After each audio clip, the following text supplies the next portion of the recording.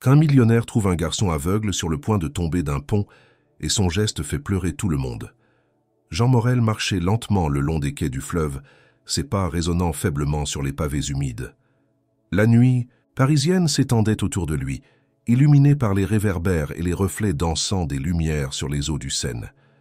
L'air était imprégné d'une odeur mêlée de pluie, de pierres anciennes et de brise fluviale, un mélange à la fois nostalgique et pesant. Il avait pris l'habitude de ces promenades nocturnes, loin des bureaux vitrés de son empire technologique, loin des réceptions mondaines où son absence faisait autant parler que sa présence aurait pu le faire. Les rumeurs disaient qu'il s'était coupé du monde après un drame familial, qu'il n'était plus que l'ombre de l'homme flamboyant qu'il avait été. Peu importait. Il n'avait de compte à rendre à personne. En vérité, Jean ne se souvenait même plus de la dernière fois où il avait véritablement ressenti quelque chose. Il n'y avait plus que le vide, froid et silencieux, un gouffre qu'il avalait, peu à peu. Il aurait pu rester enfermé dans son immense appartement du 8e arrondissement, entouré d'œuvres d'art et de technologie dernier cri, mais la nuit parisienne l'appelait. Elle était son seul refuge. Les quais étaient pratiquement déserts à cette heure. Seuls quelques sans-abri s'abritaient, sous les arches des ponts, cachés sous des cartons humides. Des bribes de conversation filtraient parfois depuis les péniches illuminées en contrebas, où quelques privilégiés célébrèrent leur insouciance dans un monde qu'ils ne reconnaissaient plus. Puis, le silence fut brisé. Un cri, aigu, paniqué, perdu dans l'immensité de la ville. Jean s'arrêta net, son cœur se serrant instinctivement. Il tourna la tête vers le pont le plus proche. Là, dans la lueur tamisée des lampadaires, une silhouette frêle se balançait dangereusement au bord de la rambarde. Un enfant. Sans réfléchir, Jean s'élança. Jean courait, son cœur battant plus fort qu'il ne l'avait fait depuis des années. Le vent nocturne fouettait son visage, mais il n'y prêtait pas attention. Ses pas résonnaient sur le pavé tandis qu'il se précipitait vers la silhouette fragile qui tanguait dangereusement au bord du pont. L'enfant, un garçon, semblait à peine tenir en équilibre sur la rambarde. Son corps frêle oscillait sous les bourrasques et Jean eut l'horrible impression qu'il ne réalisait même pas le danger. Lorsqu'il fut à quelques mètres, il vit les mains du garçon se refermer sur le vide, son pied glisser imperceptiblement. « Non !» cria Jean en tendant le bras. Dans un ultime élan, il attrapa l'enfant par le poignet et tira de toutes ses forces. Le garçon bascula en arrière et tomba contre lui, tremblant violemment. Jean s'agenouilla, maintenant fermement les petites épaules sous ses mains, sentant leur maigreur sous ses doigts. « Ça va? Est-ce que tu es blessé ?» Le garçon sursauta et recula légèrement, comme s'il n'avait pas remarqué la présence de Jean jusqu'à cet instant. Ses paupières restaient immobiles, closes sur des yeux qui ne voyaient pas. Il cligna des paupières, tendit une main hésitante devant lui et demanda d'une voix faible « Qui est là ?» Jean ouvrit la bouche, mais aucun son n'en sortit. Il resta figé, fixant l'enfant qui cherchait désespérément à comprendre ce qui venait de se passer. Sa propre gorge semblait nouée par une émotion qu'il ne s'expliquait pas. Le garçon fronça légèrement les sourcils. « Tu es toujours là ?» Jean retrouva enfin son souffle. « Oui. » L'enfant hocha la tête, comme pour assimiler l'information. Puis, il baissa la tête et Jean remarqua alors que ses chaussures étaient usées jusqu'à la corde, que ses vêtements étaient sales et déchirés. Il n'était pas seulement perdu, il était seul. « Comment t'appelles-tu » demanda Jean, adoucissant sa voix. « Léo » murmura l'enfant. Un silence s'installa entre eux. Le vent faisait bruisser les feuilles d'un arbre proche, et en contrebas, le fleuve continuait son cours indifférent. « Qu'est-ce que tu faisais là-haut, Léo » Le garçon sembla hésiter. Il caressa du bout des doigts la pierre froide de la rambarde, comme pour en deviner la forme. J'essayais d'écouter l'eau, pour savoir où aller. Jean sentit un frisson lui parcourir l'échine.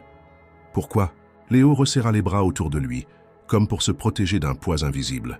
« Parce que je n'ai plus rien, plus de maison, plus personne. » Le cœur de Jean se serra. Il regarda autour d'eux, comme s'il espérait voir un adulte surgir, un parent inquiet cherchant son enfant. Mais il n'y avait que le silence et la nuit. « Où sont tes parents » demanda-t-il doucement. Léo ne répondit pas tout de suite. Puis, d'une voix presque éteinte, il murmura « Ils sont partis. » Jean comprit. Ce n'était pas une fugue. Ce n'était pas un accident. Léo était seul, réellement seul. Une bouffée de colère et de tristesse monta en lui, mais il la réprima. Ce n'était pas le moment. Il posa une main ferme mais rassurante sur l'épaule du garçon. « Viens, tu ne peux pas rester ici. » Léo tourna la tête vers lui, hésitant. « Où ?» Jean lui-même n'avait pas encore la réponse. Mais une chose était sûre, il ne pouvait pas l'abandonner. Léo resta figé un instant, comme s'il tentait d'évaluer l'intention de Jean. L'homme sentit la maigreur sous ses doigts lorsqu'il posa la main sur son épaule, cherchant à le rassurer. Il n'avait aucune idée de ce qu'il allait faire ensuite.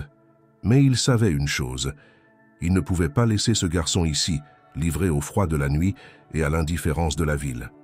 « Je vais te mettre en sécurité, » dit-il doucement. Léo hésita, puis hocha lentement la tête. Jean se releva et, sans réfléchir davantage, prit la main du garçon. Ses petits doigts étaient glacés, la peau rêche, marquée par la dureté de la rue. « Tu vis où ?» demanda Jean en le guidant hors du pont. « Nulle part, répondit Léo simplement. Jean ralentit son pas. « Et avant ?» Léo serra un peu plus fort sa main. « Avant, j'avais une maison, des parents, mais ils sont partis. Après ça, les gens m'ont envoyé dans des endroits, des maisons avec d'autres enfants. Un foyer d'accueil? Je crois, oui. » Jean comprit immédiatement. Il savait comment fonctionnaient ces institutions, souvent sous-financées, débordées, pleines d'enfants qui se perdaient dans les failles du système. Certains s'en sortaient, d'autres disparaissaient entre les mailles du filet. « Et tu es parti ?»« Oui, » souffla Léo. Jean s'arrêta sous un réverbère. Léo avait le visage baissé, les traits crispés comme s'il attendait qu'on le dispute. « Pourquoi ?» Le garçon inspira profondément avant de répondre. « Les adultes disaient qu'ils allaient m'aider, mais ils n'étaient pas gentils. Certains me criaient dessus parce que je ne pouvais pas voir. D'autres me laissaient seul toute la journée. Alors je suis parti. » Jean sentit quelque chose se tordre en lui. Ce gamin de 10 ans, abandonné par la vie, avait préféré survivre seul dans la rue plutôt que de rester sous un toit où il ne se sentait pas en sécurité. Il expira lentement, tentant de contrôler la rage sourde qui montait en lui. « Comment fais-tu pour t'orienter » Léo haussa les épaules. « J'écoute les bruits des voitures, des pas, du vent. J'apprends où sont les choses. Et j'avais une canne. » Sa voix s'éteignit. Jean fronça les sourcils. « Qu'est-ce? Qui est arrivé à ta canne ?»« Quelqu'un me l'a prise. » Jean sentit ses poings se serrer involontairement. « Qui? » ?»« Je sais pas. Quelqu'un l'a attrapée et est parti en courant. Je n'ai pas pu la rattraper. » Jean sentit une colère froide monter en lui. Un enfant aveugle, seul dans les rues, et il avait fallu qu'un salaud lui vole son unique moyen de se déplacer en sécurité. Il prit une décision. « Viens. » Léo hésita. « Où ?»« Dans un endroit sûr, promit Jean. »« Je ne veux pas aller dans un foyer. Je ne t'emmène pas dans un foyer, assura-t-il. » Léo sembla peser ses mots. Jean ne savait pas ce qui se passait dans sa tête. Mais après une longue seconde, le garçon finit par hocher la tête. Jean resserra légèrement sa prise sur sa main. Ils quittèrent le pont et s'enfoncèrent dans la nuit parisienne, sans savoir que cette rencontre allait bouleverser leurs vies à jamais. Jean marchait d'un pas déterminé, tenant toujours la main de Léo, qui suivait ses pas avec prudence. Il n'avait pas de plan précis, seulement une certitude. Il ne pouvait pas laisser ce garçon seul dans la rue une nuit de plus. « On va où ?» demanda Léo d'une voix prudente. Jean hésita. Son premier réflexe était de le conduire à un foyer pour enfants, mais après ce que Léo venait de lui dire, il savait que ce n'était pas une option envisageable. « Dans un endroit où tu seras en sécurité, » répondit-il finalement. « C'est loin ?»« Un peu. » Léo ne posa plus de questions. Il avançait avec une confiance fragile, s'arrêtant parfois lorsque le bruit de la ville lui semblait trop intense.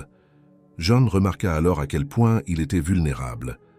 Sans sa canne, chaque pas devait être une épreuve. Après une dizaine de minutes, ils arrivèrent devant un petit centre d'hébergement d'urgence. Jean s'arrêta et regarda l'entrée éclairée d'un néon fatigué. Ce n'était pas un foyer officiel, mais un refuge où les sans-abri pouvaient trouver un lit et un repas chaud. « On va entrer ici », annonça-t-il. Léo resta immobile. « C'est quoi ici ?»« Un endroit où tu pourras dormir au chaud. » Léo lâcha lentement la main de Jean. « Je ne veux pas. » Jean fronça les sourcils. « Pourquoi ?»« Les adultes mentent toujours.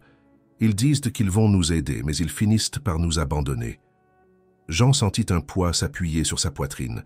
Ce n'était pas seulement de la peur dans la voix de Léo. C'était une certitude forgée par l'expérience. « Léo, tu ne peux pas rester dans la rue. »« J'ai l'habitude, » murmura le garçon.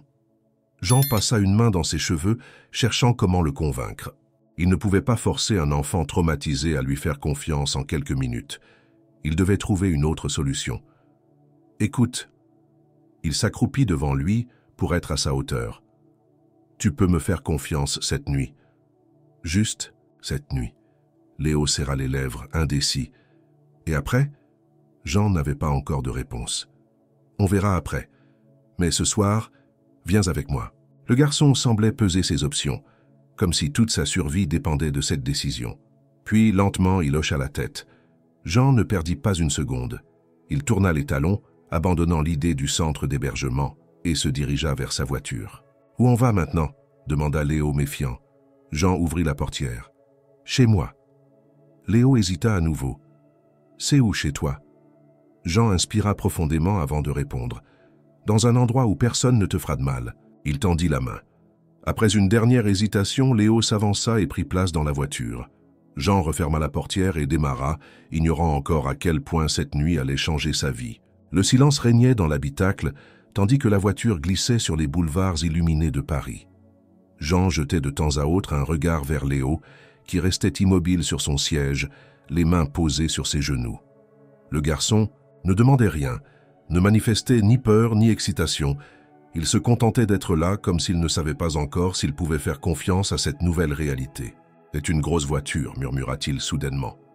Jean haussa légèrement les sourcils. « Tu as deviné ça comment ?» Le bruit du moteur. Les voitures chères sont toujours plus silencieuses. Jean esquissa un sourire fugace, impressionné par l'observation du garçon. Il reprit le volant à deux mains et se concentra sur la route. Lorsqu'ils arrivèrent devant son immeuble, un imposant bâtiment haussmannien du 8e arrondissement, Léo tourna légèrement la tête, comme s'il ressentait la grandeur de l'endroit à travers les sons qui l'entouraient. « C'est grand », dit-il simplement. Jean coupa le moteur et sortit. Il contourna la voiture pour ouvrir la portière de Léo, mais celui-ci n'attendit pas et sortit seul, tâtant le sol du pied avant d'avancer prudemment. Jean vit ses mains se tendre légèrement en avant, une habitude pour éviter les obstacles, invisibles à ses yeux. Ils pénétrèrent dans le hall luxueux, où le marbre brillant et les lustres imposants semblaient avaler tout bruit. Jean guida Léo jusqu'à l'ascenseur.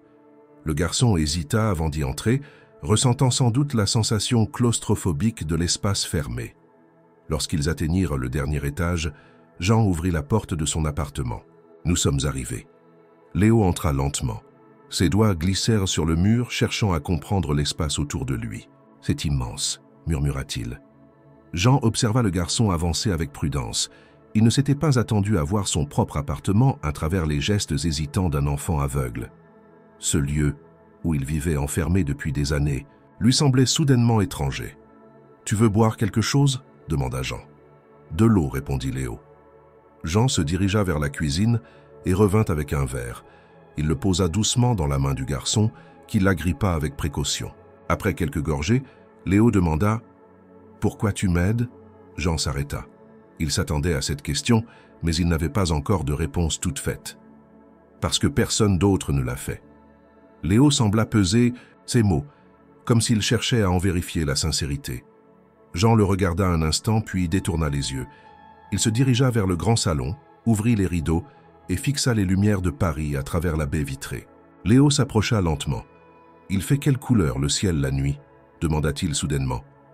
Jean resta interdit un instant. « Noir, avec quelques lumières jaunes et blanches qui viennent des lampadaires et des voitures. » Léo hocha la tête, comme s'il tentait d'imaginer cette image.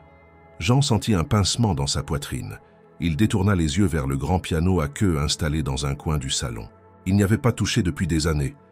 La poussière s'accumulait sur le bois laqué. Son fils jouait du piano.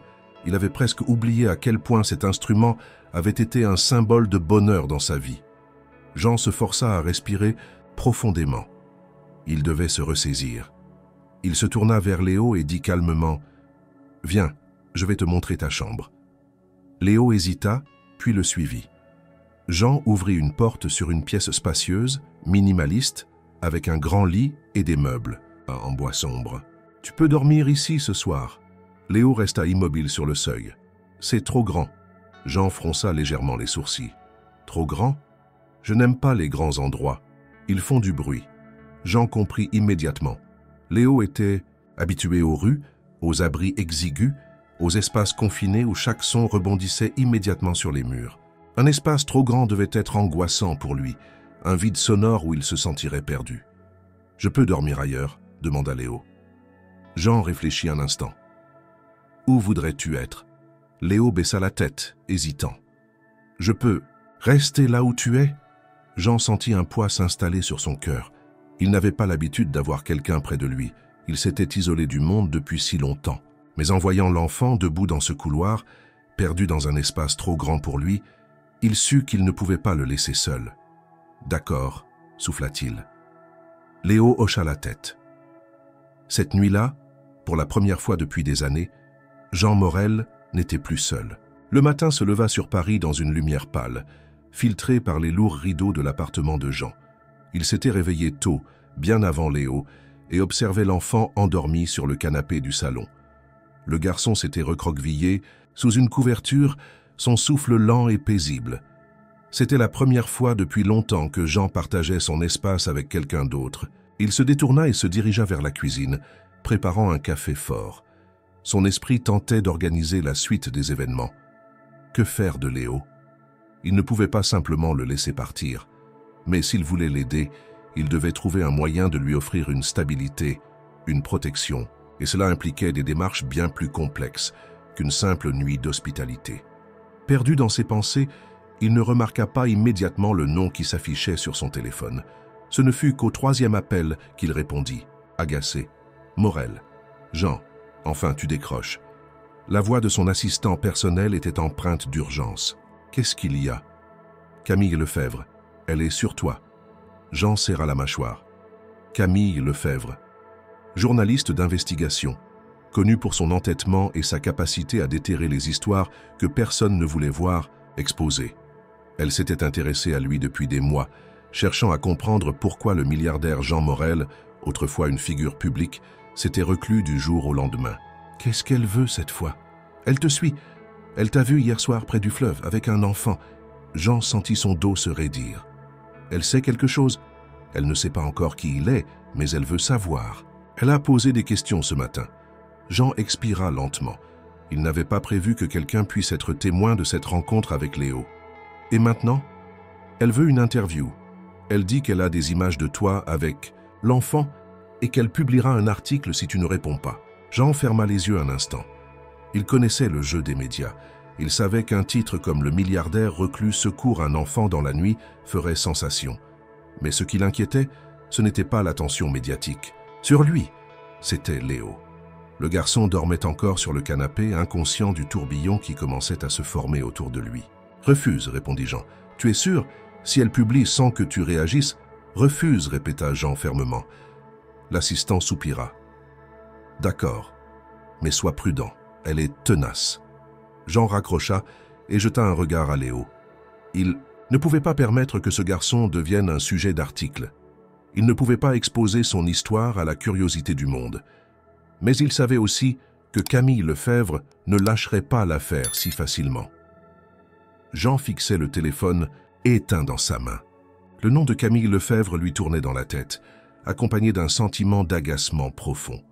Cette femme ne reculait devant rien pour obtenir ses histoires, et maintenant, elle avait trouvé une nouvelle proie, Léo. Il se retourna vers le canapé où l'enfant dormait encore. Son souffle était paisible, son visage détendu, loin des tumultes du monde extérieur. Jean ne pouvait pas le laisser être exposé à la presse, encore moins à une journaliste aussi fouineuse que Camille. Prenant une décision, il se dirigea vers la cuisine et prépara un petit déjeuner simple. L'odeur du pain grillé et du café emplit bientôt la pièce, et quelques instants plus tard, Léo remua sous sa couverture. Il ouvrit lentement les yeux, ou du moins, il bougea les paupières et fronça légèrement les sourcils. « Ça sent bon », murmura-t-il. Jean, assis à la table, posa une tasse devant lui. C'est du pain grillé et du chocolat chaud. Léo se redressa lentement, tâtant l'espace autour de lui avant que Jean ne prenne doucement sa main et la guide vers la tasse. L'enfant effleura la porcelaine, la saisit avec précaution et porta la boisson à ses lèvres. « C'est chaud. Fais attention. » Un silence s'installa, seulement interrompu par le bruit des tartines craquantes. Jean observait Léo avec une attention qu'il ne s'expliquait pas. Il voyait la prudence dans ses gestes, la façon dont il s'adaptait à son environnement inconnu. Ce gamin avait appris à survivre seul dans un monde qui ne lui laissait aucune place. Après quelques minutes, Jean se leva. « Aujourd'hui, je vais te montrer quelque chose. » Léo releva la tête, intrigué. « Quoi ?» Jean hésita, puis sourit légèrement. « Paris. » Léo fronça légèrement les sourcils. « Je connais déjà Paris. » Pas comme ça. L'enfant resta silencieux un instant, comme s'il tentait de deviner où Jean voulait en venir. Puis il posa sa tasse et hocha la tête. « D'accord. » Jean lui tendit la main, et après une seconde d'hésitation, Léo la prit. Ils sortirent dans la ville animée. Le bruit des voitures, des klaxons et des conversations sur les terrasses des cafés emplissait l'air. Léo semblait tendu au début, mais peu à peu il se détendit, s'appuyant sur Jean pour avancer. Ils marchèrent le long de la Seine, et Jean ralentit volontairement le pas. « Ferme les yeux, » dit-il doucement. Léo eut un sourire ironique. « Très drôle. » Jean sourit à son tour. « Concentre-toi sur les sons. Dis-moi ce que tu entends. » Léo pencha la tête, écoutant attentivement. L'eau qui coule, un bateau qui passe, des mouettes. Bien. Et ici, Jean l'arrêta près d'un petit marché en plein air. Léo prit une grande inspiration. Des fruits, des oranges et du pain. Jean regarda autour de lui. Effectivement, une boulangerie artisanale se trouvait à quelques mètres. Impressionnant. Léo esquissa un sourire fier. Ils continuèrent ainsi, Jean lui faisant découvrir la ville autrement, non par la vue, mais par les sons, les odeurs, les vibrations sous leurs pieds. Et pour la première fois depuis longtemps, Jean ressentit quelque chose qu'il croyait perdu, du plaisir, mais leur moment fut interrompu. Jean Morel. Il se raidit immédiatement en reconnaissant la voix. Camille Lefebvre se tenait là, un carnet à la main, son regard acéré fixé sur lui. « Je savais bien que je finirais par te retrouver. » Léo, sentant la tension soudaine, se rapprocha de Jean. « Qui c'est » chuchota-t-il. Jean posa une main rassurante sur son épaule. « Juste une journaliste » répondit-il, sans quitter Camille des yeux. Elle sourit légèrement, victorieuse. « Je veux juste discuter. 1 minute. » Jean inspira profondément. « 1 minute alors ?» Il se tourna vers Léo.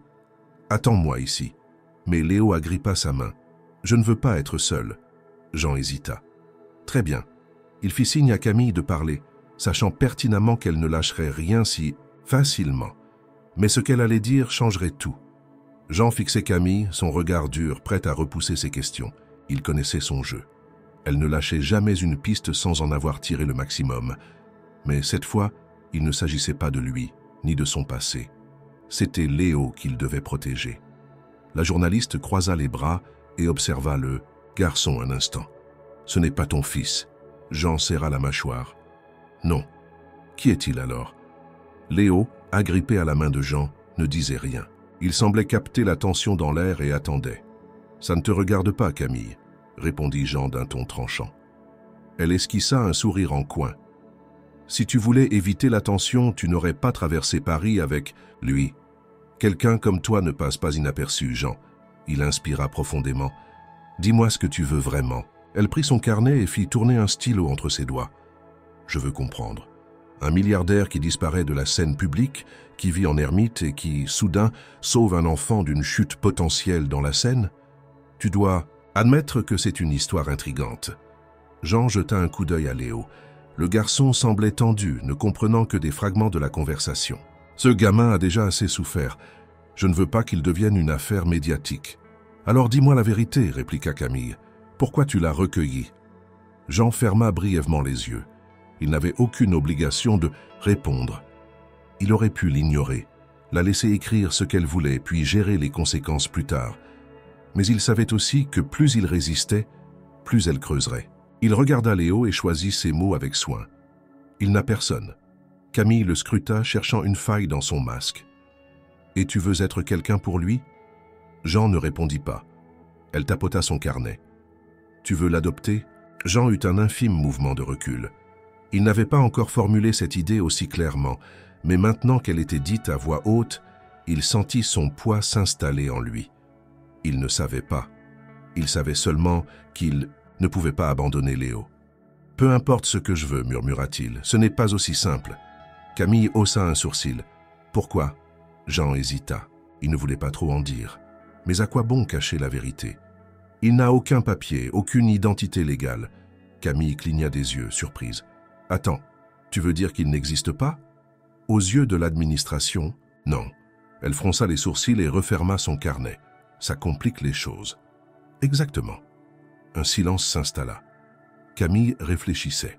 Jean la connaissait assez pour savoir que son esprit tournait à toute vitesse. « Si tu essaies de l'adopter, reprit-elle enfin, ça va être un enfer. Tu auras besoin de prouver d'où il vient, qui sont ses parents, pourquoi il n'a pas de documents. Je sais, elle pencha la tête, mais tu vas essayer quand même. » Jean ne répondit pas. Camille le fixa un instant, puis soupira et rangea son carnet. « D'accord, Morel, je ne publierai rien. » Jean releva la tête, surpris. « Quoi ?»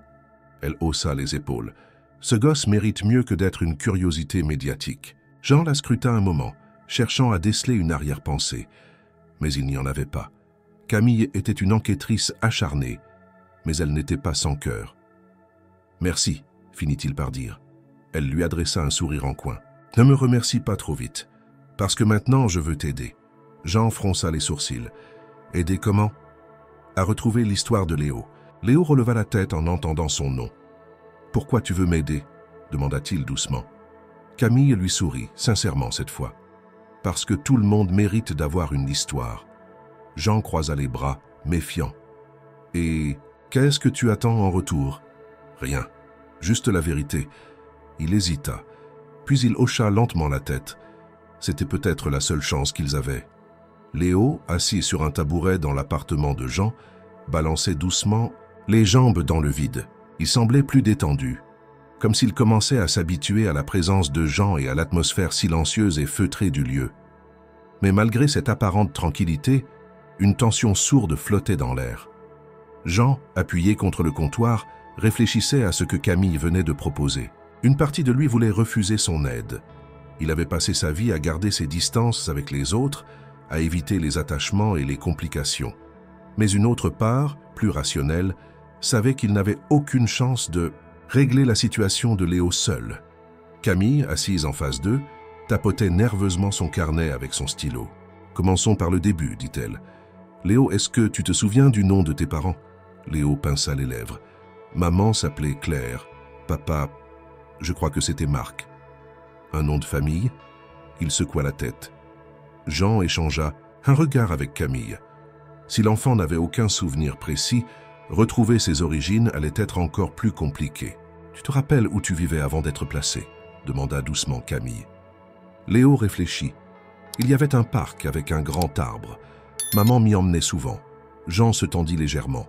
« Quel genre d'arbre ?»« Un marronnier. » Je le reconnaissais au bruit de ses feuilles quand le vent soufflait. Camille nota rapidement l'information. « Un marronnier dans un parc, murmura-t-elle. Ça peut être un indice. » Jean hocha la tête, mais il restait sceptique. Paris comptait des dizaines de parcs, et ce détail ne suffisait pas pour retrouver une adresse précise.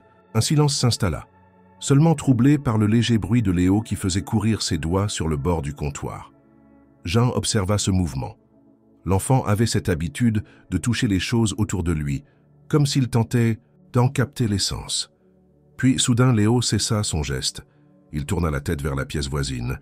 « Il y a un piano ici. » Jean et Camille échangèrent un regard surpris. « Comment tu sais ?» demanda Jean. Léo tapota le comptoir du bout des doigts. « Le son. L'écho est différent d'une pièce à l'autre. Il y a quelque chose de grand et en bois dans la salle à côté. » Jean resta un instant silencieux, impressionné. Puis, il se redressa et fit un signe à Léo. « Viens. » Léo glissa prudemment du tabouret et Jean guida doucement sa main jusqu'au bord du piano. Le garçon laissa courir ses doigts sur la surface lisse, puis descendit lentement jusqu'aux touches. Jean ne savait pas pourquoi il avait fait ça. Il n'avait pas joué depuis des années, depuis que la musique lui rappelait trop de choses qu'il préférait oublier. Mais Léo lui appuya doucement sur une touche, laissant résonner une note unique dans le silence de l'appartement. Puis une autre, et une autre. Camille observait en silence. Jean, lui, était figé.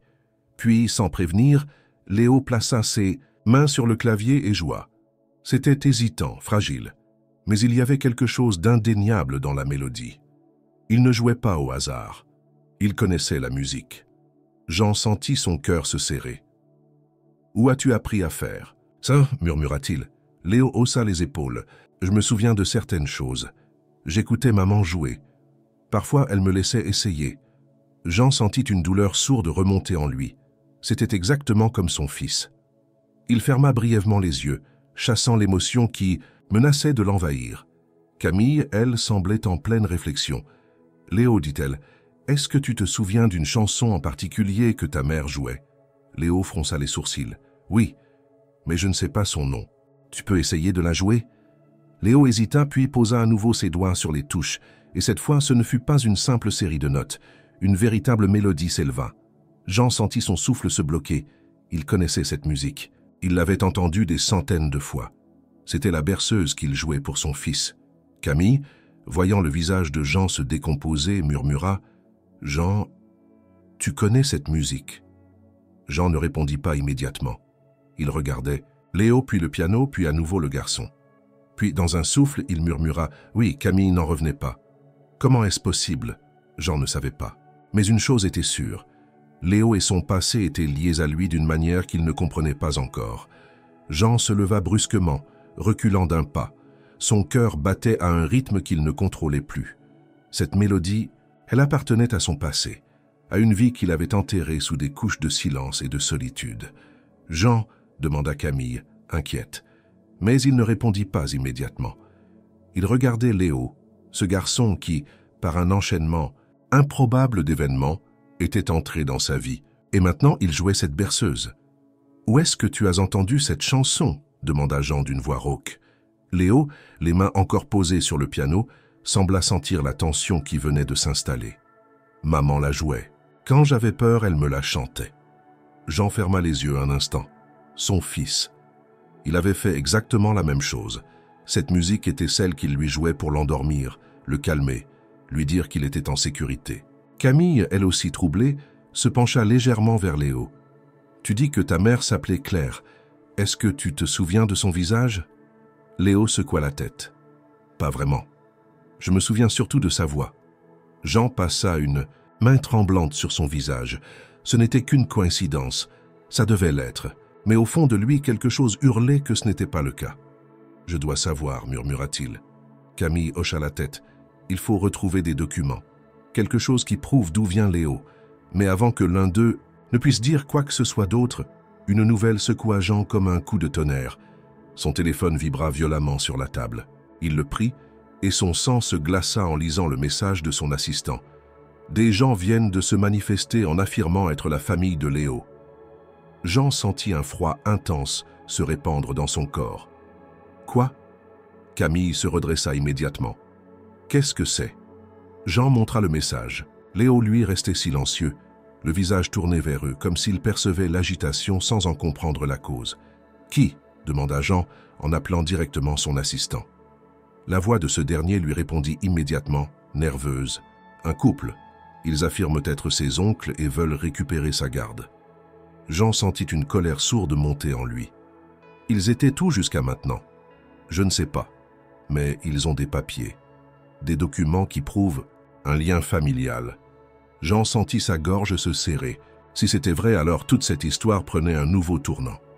Camille, ayant entendu une partie de la conversation, prit une grande inspiration. « On doit les rencontrer. » Jean raccrocha lentement, puis regarda Léo. « Léo, tu te souviens d'avoir de la famille ?» Le garçon sembla réfléchir un instant, puis secoua la tête. « Non. » Camille croisa les bras. « Alors pourquoi apparaissent-ils maintenant ?» Jean avait une idée qui lui donnait envie de frapper quelque chose. Ils ont dû entendre parler de l'histoire. Ils veulent peut-être quelque chose. Comme quoi? Jean inspira, profondément, serrant les poings. Comme son héritage. Camille cligna des yeux. « Tu crois que ses parents avaient de l'argent? Je n'en sais rien, mais si quelqu'un vient réclamer un enfant disparu après tout ce temps, c'est rarement par altruisme. » Un silence lourd s'abattit sur eux. Léo, lui, semblait perdu. « Ils veulent m'emmener avec eux ?» demanda-t-il, d'une voix fragile. Jean se pencha à sa hauteur. Personne ne t'emmènera nulle part tant qu'on ne saura pas ce qu'il en est. Mais au fond, il savait que c'était un combat qui allait être bien plus difficile qu'il ne l'avait imaginé. Jean se tenait face à la grande table de réunion de son cabinet d'avocat. À sa droite, Camille feuilletait nerveusement un dossier, tandis qu'à sa gauche, Léo restait immobile, ses petites mains crispées sur ses genoux. Face à eux, un homme et une femme, la cinquantaine, bien habillés, les regardaient avec une expression calculée.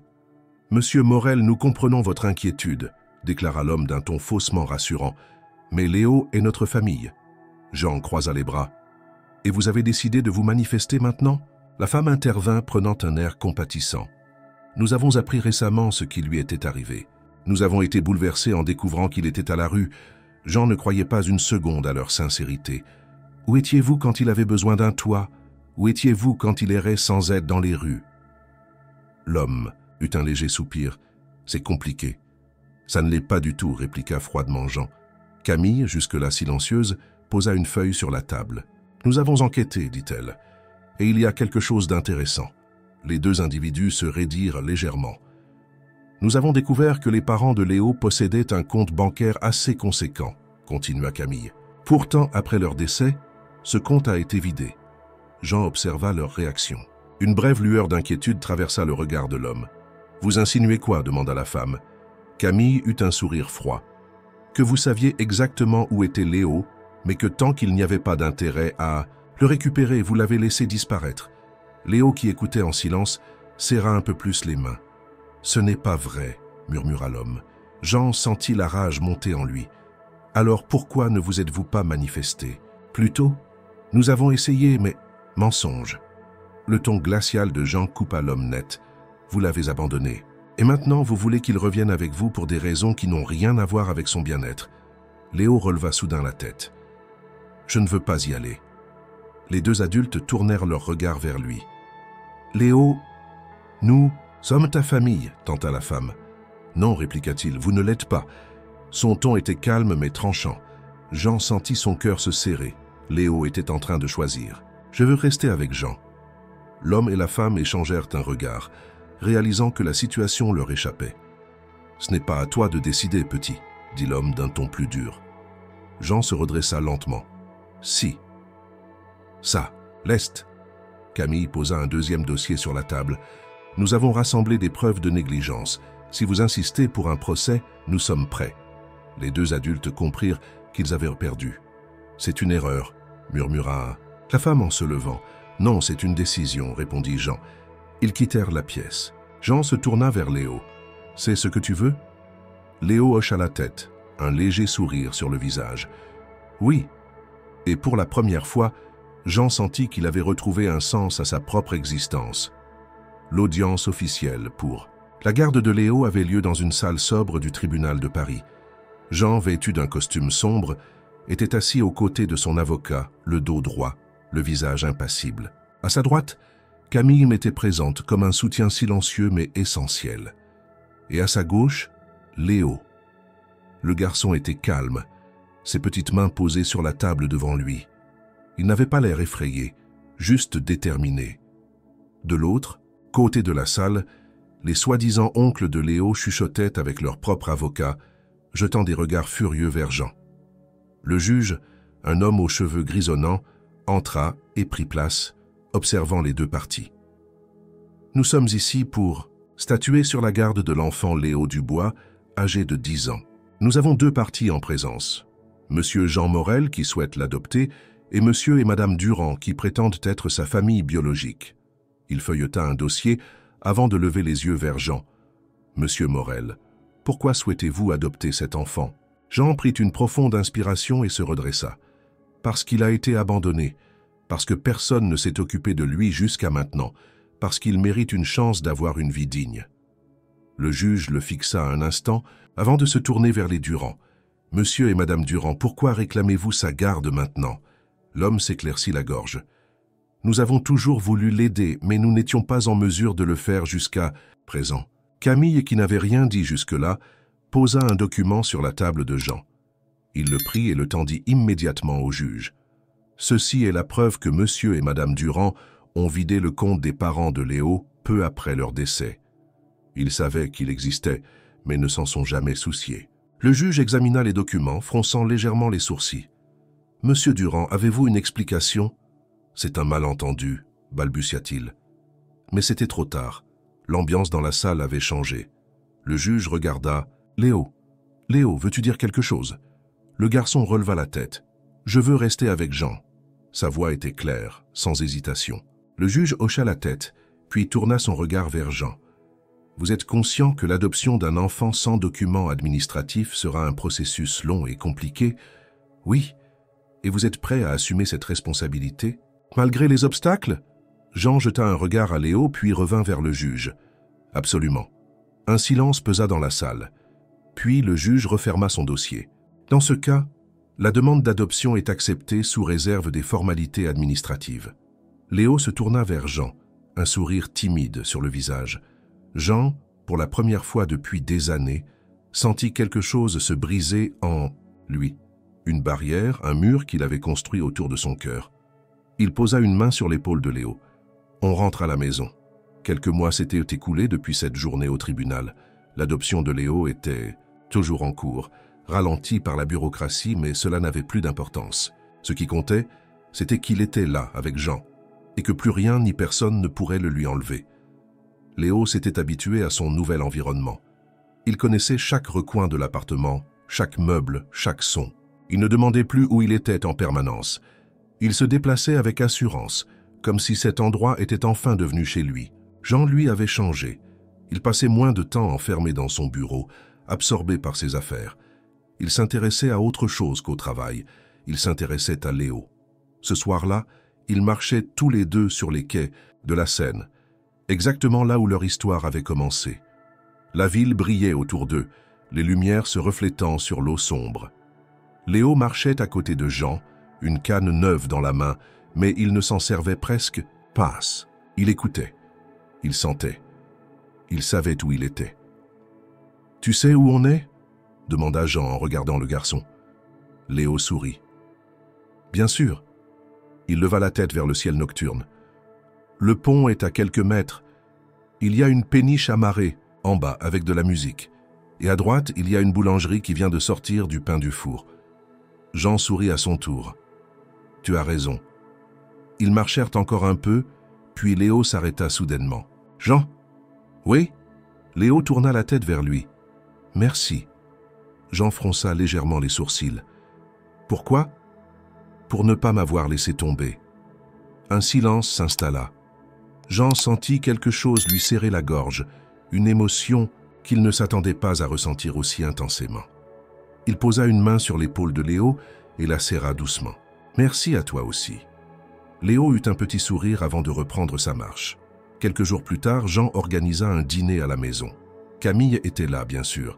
Elle avait suivi toute cette histoire de près et même si elle ne l'admettait pas, elle s'était attachée à Léo autant que lui. À un moment donné, Jean s'éloigna et se dirigea vers le salon.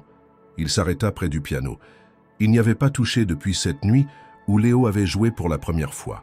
Il posa les doigts sur les touches. Léo, qui avait perçu, le mouvement s'approcha lentement. « Tu vas jouer ?» demanda-t-il. Jean hésita, puis il hocha la tête. Il joua les premières notes de cette fameuse berceuse. Léo sourit et s'assit à côté de lui, et ensemble ils jouèrent. Lorsque la dernière note s'évanouit dans le silence, Léo murmura « Maintenant, je sais où je vais. » Jean tourna, la tête vers lui, les yeux brillants. Moi aussi. Et pour la première fois depuis des années, il se sentit en paix.